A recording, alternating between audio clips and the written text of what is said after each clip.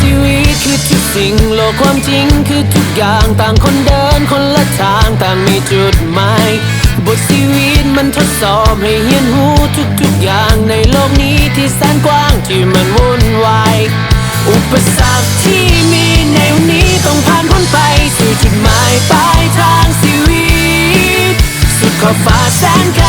เราต้องไปหามันด้วยสองมือนั้นจะสู้ไป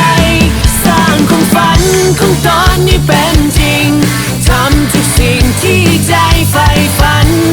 บ่มีท้อบ่มีไหวหวั่นทำทุกอย่างให้มันเป็นจริง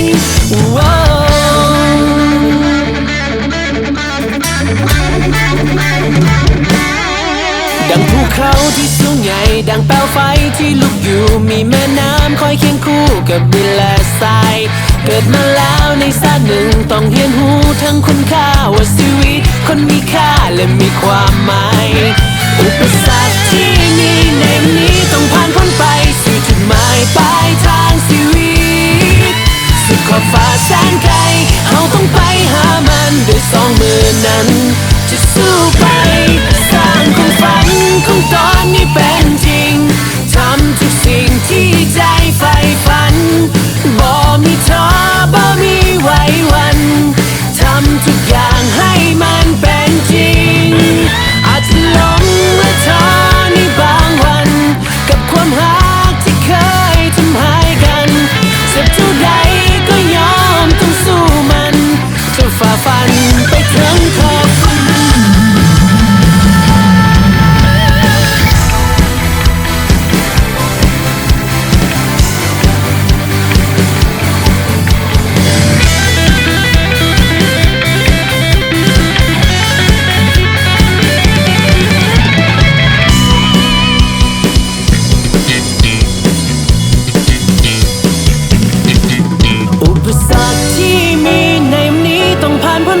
สู่จุดหมายปลายทางชีวิ